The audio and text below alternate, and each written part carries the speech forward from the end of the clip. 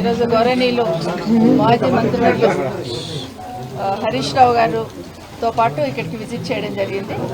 నిన్న టీవీలలో కానీ ప్రసార మాధ్యమాల్లో కానీ పాల్మాకుల్ కస్తూర్బా గురుకుల పాఠశాలలో పిల్లల ఆవేదన ఏదైతే ఉందో చూసిన సందర్భంలో వాళ్ళ దగ్గరికి వచ్చి అసలు ఏంటి బాధ అని కనుక్కోవడం జరిగింది. ఇప్పుడే పేరెంట్స్ మాట్లాడుతూ ఒక మాట చెప్తున్నారు, హాస్టల్స్ బాగున్నాయి, పిల్లలకు బాగా చదువు చెప్తున్నారు, కేసీఆర్ గారి నాయకత్వంలోనే అప్పుడు మేమందరం ఆలోచించి ఇక్కడ వేస్తున్నాము, లాస్ట్ ఇయర్ వరకు లేని సమస్యలు ఇప్పుడు ఎందుకు ఉత్పన్నం అవుతున్నాయమ్మా అని అడుగుతున్నారు. ఇదే మేము కూడా అడగదలుచుకుంటాం. ఎందుకంటే ఈరోజు ఇక్కడ పిల్లలందరినీ అడుగుతూ ఉంటాయి, వాళ్ళు చెప్తున్న మాటలు వింటుంటే ఫుడ్ బాగాలేదని, అన్నంలో బియ్యం వస్తాయని, పప్పులో రాళ్ళు వస్తాయని, అడిగితే గట్టిగా అడిగితే కొట్టేస్తున్నారని, ఇవన్నీ వాళ్ళు చెప్తున్న సందర్భంలో అన్నిటికన్నా ముఖ్యంగా తల్లిదండ్రులను కూడా కామెంట్ చేస్తుందని మాట్లాడుతూ ఆ పిల్లలు ఏడుస్తుంటే నిజంగా చాలా బాధ అనిపించింది. ఒకటి ఏమర్థమవుతుందంటే ప్రభుత్వానికి గాలికి వదిలేస్తున్నారు, అసలు విద్యాశాఖను మొత్తం స్కూల్స్ని అన్నింటినీ కూడా గాలికి వదిలేస్తున్నారు. ఎవరు ఏం అడిగినా కూడా పట్టించుకునే స్థితిలో ఈ ప్రభుత్వం లేదని స్పష్టంగా అర్థమవుతుంది. ముఖ్యమంత్రి గారు రేవంత్ రెడ్డి గారు మాట్లాడుతున్నప్పుడు ప్రతిసారి చెప్తుంటారు కేసీఆర్ గారు నిశానా చేపేస్తున్నారు, గురుకులము అనగానే కేసీఆర్ గారు నిశానా కనిపిస్తున్నట్టుంది. బట్ అన్నింటినీ ఏదో రకంగా ఇబ్బంది పెట్టాలి పిల్లల్ని అనే ఆలోచన చేస్తున్నట్టు స్పష్టంగా కనిపిస్తూ ఉంది.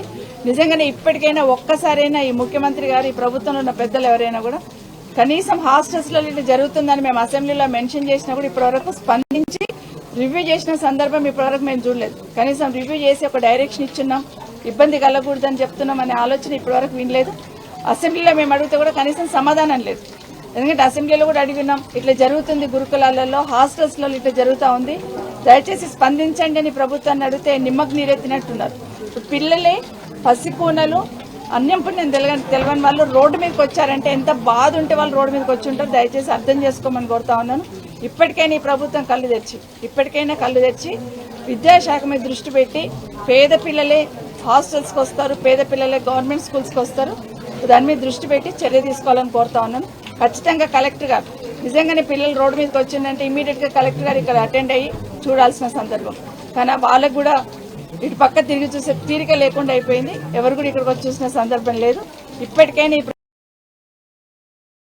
చెప్పినారు, గతంలో ప్రతిపక్షంలో ఉన్నప్పుడు కేసీఆర్ గారు ముఖ్యమంత్రిగా ఉన్నప్పుడు గవర్నమెంట్ స్కూల్స్ అన్ని క్లోజ్ చేస్తున్నారని, లేకపోతే హాస్టల్స్లో ఇబ్బంది ఉందని పెద్ద గొంతెత్తి మాట్లాడున్నారు.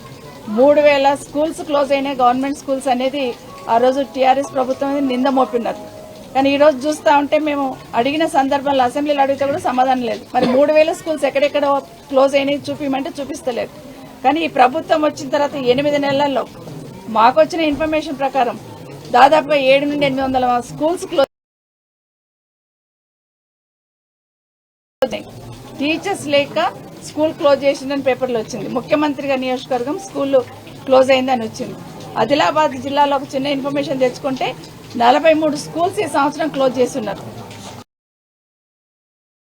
సంగారెడ్డిలో చూస్తే 1200 పైచిలకు స్కూళ్లలో 1100 పైచిలకు టీచర్ల పోస్టులు ఖాళీ ఉన్నాయి. కనీసం టీచర్ పోస్టులు ఖాళీ ఉన్నప్పుడు పక్కన ఎక్కువ ఉన్న టీచర్స్ నన్ను ఇక్కడ డిప్యుటేషన్ మీద ఇచ్చి రన్ చేయాల్సిన సందర్భం ఉంటుంది. కానీ అటుపక్క దృష్టి పెట్టట్లేదు. ఈరోజు పిల్లలు ఇవి ఇబ్బందులే కాదు, చాలా హాస్టల్స్లలో నిన్న 2 days బ్యాక్ చూసినాం ఎలుకలు కొరుకుతున్నాయండి. గతంలో చూస్తున్నాం రామాయంపేటలో ఎలుకలు కొరికిన సందర్భం చూస్తున్నాం, మాట్లాడున్నాం. ఈ ప్రభుత్వం నుండి స్పందన లేదు. నిన్నగాక మొన్న నల్గొండలో కూడా హాస్టల్లో ఎలుకలు కొరుకుతున్నాయన్న స్పందన లేదు. ఈరోజు పాల్మాకుల పిల్లలు రోడ్డుపైకి వచ్చినారు. కనీసం పేద బిడ్డలు ఇక్కడ చదువుతూ ఉంటారు, వాళ్ళ విద్య పట్ల, వాళ్ళ భద్రత పట్ల, వాళ్ళ ఆరోగ్యం పట్ల ఇవన్నీ చూడాలనే ఆలోచన ఈ ప్రభుత్వానికి లేదు. ఇప్పటికైనా మేల్కొని ఈ ప్రభుత్వం చర్యలు తీసుకోవాలని డిమాండ్ చేస్తున్నాం.